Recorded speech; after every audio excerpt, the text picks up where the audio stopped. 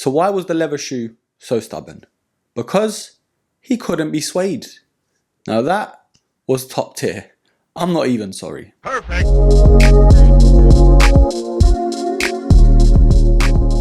Hello there broskies, Gherkin without the GH here, and yes, it is another top 10 Nike sneakers list. But you know what? Grab yourself a nice coat, grab yourself a nice cup of tea, because it might get a little chilly.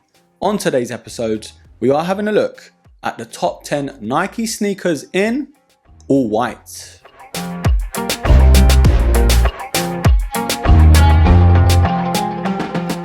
Now I've done a few top 10s in my time, and my most popular one is the Nike sneakers in all black. That's on over like 100,000 views, which is actually mind blowing. And now that we are in the last month of winter here in the UK, I thought it was only right I dished out this top 10. And maybe, just maybe, if you are a little confused in terms of which one to get out of an all white Nike sneaker, this might help you out. And before anything else, before Billy gets in the comments, this is all my opinion. If you do disagree or even agree, leave it down below. I am curious to know which ones are your favorite. So with all that aside, let's dive right in. Now this list will be forever changing depending on my mood, what I like from a sneaker, and of course what I'm wearing. This might even change by the end of the week, but starting off at number 10, it is indeed the Nike Dunk Pure Platinum. Now I know the whole hype behind the Nike Dunks is slowly fizzling out, and for good reason. I feel like Nike have just rinsed out all of the Nike Dunk colorways and they're sort of getting a bit too boring now. But when it comes to this colorway, I can't fault it, to be honest. I did actually have a pair and I actually let it go just because I had the Vast Greys. But if you are looking for an all white Nike Dunk, the leather materials on that pair, and of course the icy cold finish, you just can't really go wrong. It does have that little hint of grey on that Nike swoosh, but we can let that slide.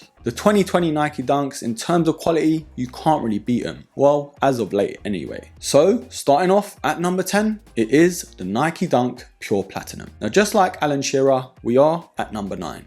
This sneaker is one of my favorite sneakers ever. It is, of course, the Air Force 1 Flyknit 2.0. Now I can't lie to you broskies, this would have ranked way higher than number 9. But I took these away to Croatia last year and these were my only sneakers that I went with. And by the end of that trip, my knick-knack toes were killing me. So it wasn't the best sneaker to take away with me and to wear about 3-4 hours at a time. But I cannot knock this sneaker in terms of how these look. Of course, being an Air Force 1, it is a classic in its own right, but it doesn't actually crease because there's no leather. The Flyknit material on the upper makes it so breathable and also very comfy on the top of your foot. And because the sneaker is so light, it doesn't have the normal midsole that a normal Air Force 1 has. So you kind of have to take this sneaker with a pinch of sodium chloride. So with all that said, at number 9 is the Air Force 1 Flyknit 2.0. Now another sneaker at number 8 that I do love to bits. It is of course one of the OGs, the Nike Huarache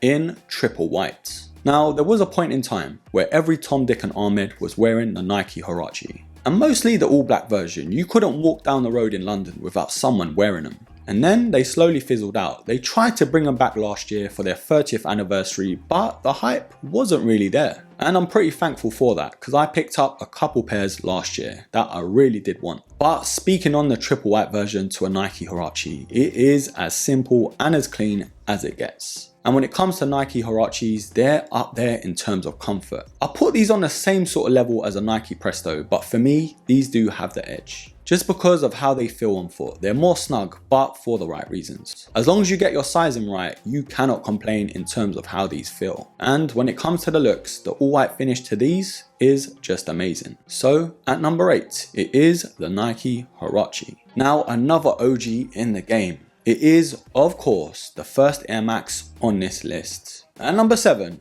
it is the Nike Air Max 98. Now the Air Max 98, it's sort of that forgotten middle child to the Air Max family. The likes of the Air Max 95, the 97, the 90 and of course the 1. I feel like they get way more love than the 98. But other than some of the classic colorways like the Gundam for example, the all white finish to the Air Max 98 is just sensational. There is a couple all white finishes to the Air Max 98, so I'll let you choose that one. The one that I did review a couple years ago though, that one really took my attention. It had that sort of patent finish to the leather and that just gave it that extra pop. But with all that said, you cannot deny the Air Max 98 is a classic silhouette. And that's why I've ranked it at number 7. Now coming up at number 6, it is of course the Nike Air Max Plus 3. Now this is another sneaker that I have actually reviewed and I couldn't get enough of it. If it wasn't for my bank account telling me, bro, you have to send them back, I would have definitely kept them. The silhouette in itself, just like the OG, has a real cult following and I can't blame them. The way these sneakers drop, you can wear them with so many different outfits, and the all white finish as well just makes it that much easier.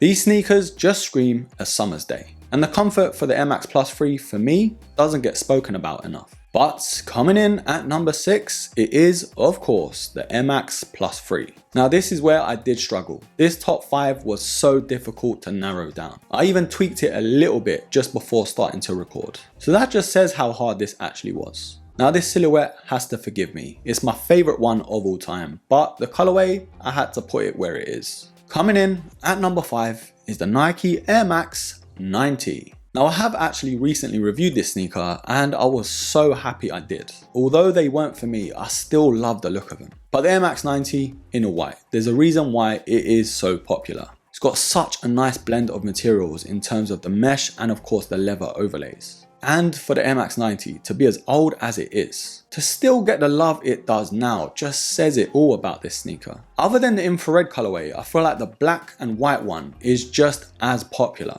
Yes, you've got a few other OG colorways and some collabs to it as well, but in terms of how many people buy them, they're defo up there in terms of popularity. So just like Mumbo, at number 5, it is the Air Max 90. Right, at number 4, it is, of course, the Nike Air Max 95. So very similar to the Air Max 90, the white version to this sneaker, along with the black one, is so damn popular. And there's a lot of reasons for it. The Air Max 95 is my second favorite Air Max of all time. And the black version is my daily beater at the moment. But for me, these sneakers are built to last. I'm not too sure about the Air Max bubble, but in terms of the overall shoe, it can defo survive a beating. Now I know the whole point behind an all white sneaker is to keep them as crisp and clean as possible. So with this sneaker, you don't have to worry that much. I think the only part of it you have to worry about is the midsole. But give it a nice clean or a wipe and you're good to go. Especially the essential pack, because of the leather upper, it is so much easier to keep clean. So that is, at number 4, the Nike Air Max 95. Now at number 3, and I've literally just changed this number because I was like, nah, this might be too controversial, even for my liking. But at number 3, it is the Air Max 97. Now the Air Max 97, just like your missus said, it just hits all the right spots. Although it's very simple in its triple white finish, the hints of reflective panels on this sneaker just gives it that extra advantage. And there aren't that many sneakers on this list that has that. And I can't lie, I'm a sucker for some 3M. Now the 97, for me, it isn't the most comfortable Air Max out there. But I feel like it's one of those silhouettes that you have to give a little patience to. Once you've worn them in, they're hard to take off. But I say that to say, this is a classic sneaker. And that's the reason why it's hanked?